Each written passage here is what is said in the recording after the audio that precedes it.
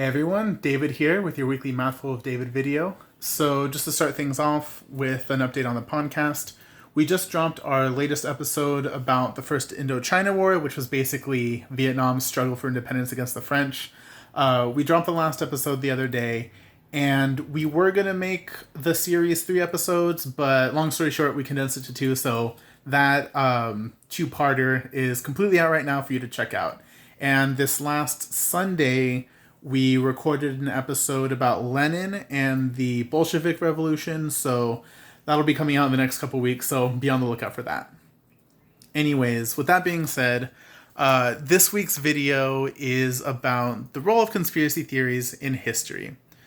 And I made this video because right now, obviously, a lot of people are talking about conspiracies and conspiracy theories and everything. And you know, it makes sense because we are in a very chaotic time.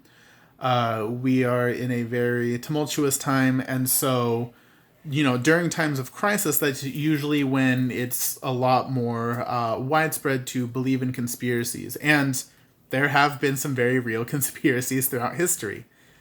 So I kind of wanted to talk about the conspiracies throughout history and common traits they have, and sort of delve into why I personally don't think that a lot of the popular conspiracy theories of today hold very much weight. Not all of them, you know, some might be possible, but, you know, a lot of the more popular ones. And I'll get into why. And, you know, I really hope everyone checks out this video like any of my other videos. But for this one in particular, I'd really love to hear the thoughts of folks who consider themselves conspiracy theorists or, you know, subscribe to a lot of them, because I really do want to start a dialogue, and I do think it's very good to not have trust in the system, but, you know, there are different ways you can interpret what the system is, what the system does and doesn't do, and all that. So, you know, I really hope you all check this out, and, you know, if you disagree or just have your own thoughts, you know, I'd really love to hear about them. I'd really just like to get some conversations going from this video. So the first place that I want to start with is the fact that conspiracies definitely do happen and have happened throughout history. I wrote down some examples of real conspiracies that, like, from the historical record and from just, you know, credible sources in general, we definitively have proof that they happened. So some examples of very real conspiracies from history. The Tuskegee experiments of syphilis on black folks, where there were groups of, I believe it was just black men, who had syphilis and were being told that they were being treated, but were actually not being treated because the effects of it were being examined by the U.S. government. The Gulf of Tonkin incident, the incident that justified the beginning of the escalation of the war in Vietnam by LBJ, was proven to not really be a thing that was caused by the Vietnamese.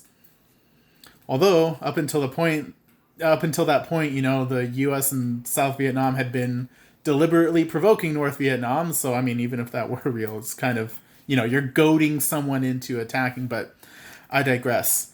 MK Ultra, so experiments with everything ranging from hypnosis to sleep deprivation to LSD, originally conducted on volunteers, but then later just on people that were, you know, kind of taken by the CIA and experimented on against their will, or at least without their consent. Numerous Wile E. Coyote-esque attempts to assassinate Fidel Castro, as well as a proposed idea by, I believe it was the CIA, because the CIA are just generally terrible, I believe by the CIA to basically fake a domestic attack by Cuba on the U.S. In order to, you know, justify military action against Fidel. Big Tobacco knew that cigarettes caused cancer. They knew it well ahead of time, and they were trying to suppress that research from getting out.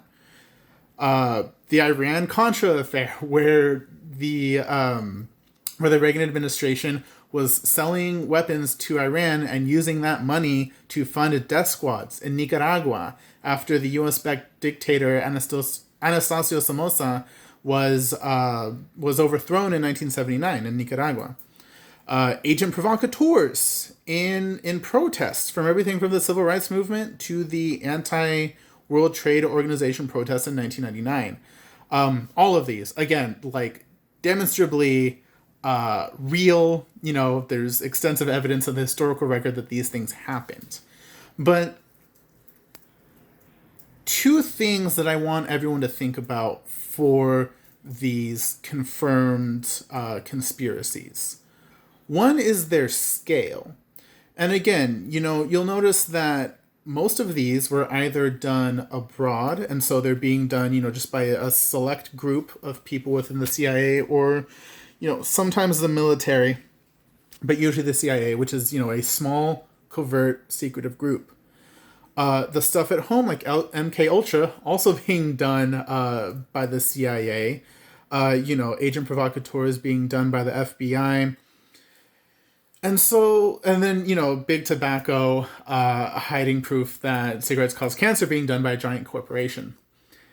And so, thinking about that, these are all small-scale operations. And, at first, you might think, oh, well, the Vietnam War wasn't small-scale. Yes, but the specific Gulf of Tonkin incident was, right? And so all of these are conspiracies that were done by a small handful of people, and even though they were done by a small handful of people, we still know about it, and we're still talking about it. And the problem with a lot of conspiracies today, again, the most popular ones, for example, the idea that COVID is overblown. That doesn't require a small group of people to maintain that facade. That would require millions of people, and there is no way that you could get millions of people to go along to lie or be, I don't know, programmed or something with something like this, because again, these things that I just listed, that in some cases as little as only a few dozen people would know about, there's no way that those things get out, but not a conspiracy that requires the willing participation of millions of people. And so, you can't really do a conspiracy on a giant scale in the same way, and also some of the people that they involve, a public health official is a nerd who went to university for 4 years to get a bachelor's in public health. They're not some, CIA employee or I don't know, corporate goon from Wall Street or something, because there's too much of them. You just can't pull the wool over the eyes of or not pull the wool over the eyes, but directly control that many people. And you might be thinking, oh, maybe methods of control have gotten more advanced since then. And you can control and orchestrate something that involves the willing participation of, millions of people, even though, again, these things with dozens of people still eventually came to light. Okay, but if that's the case, then any video you watch on YouTube cannot be trusted. There is no way that in a world where, the powers that be, we'll call them, there is no world where they can control 1 million people and the entirety of, let's say, just every record, including the historical record. There's no way you can control all of that and not be able to control someone on YouTube, once they get more than 10 views but are talking about, again, COVID being fake or something. There's no way you can reconcile those things. Also, on top of that, think about who is specifically getting targeted in these confirmed real conspiracies from history. You have foreign leaders that are a threat to U.S. empire. You have vulnerable people, again, MK Ultra experimenting on the homeless and mentally ill. the Tuskegee experiments, usually on poor black folks. And so these are either people that are, another domestic thing, the anti-WTO protesters against global capitalism.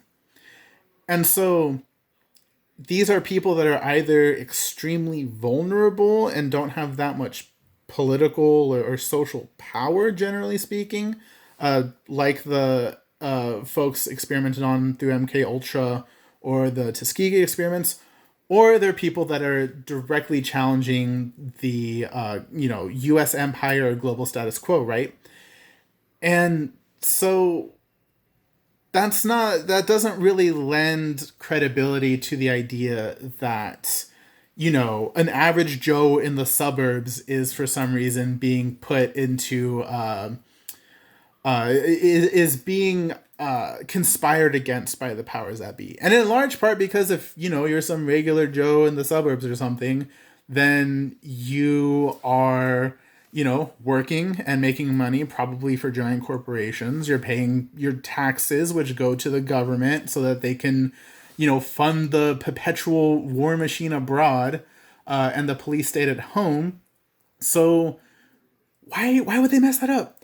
Why would they want to put you in like a FEMA camp if you working your job and participating in consumerism and paying your taxes for infinite war is helping them and doing everything that they want you to do anyway? It doesn't make sense. So that's kind of my case for how to think about conspiracies, thinking about their scale, thinking about who they target. I really hope that this video was informative or thought-provoking. Again, if you have thoughts, even if you disagree with something I said or want to point something out, I'm totally open to listen. I'd really like to get into dialogue about all this. So thanks for listening, everyone, whether you liked everything or not. Have a good week, stay safe, and catch y'all next Wednesday.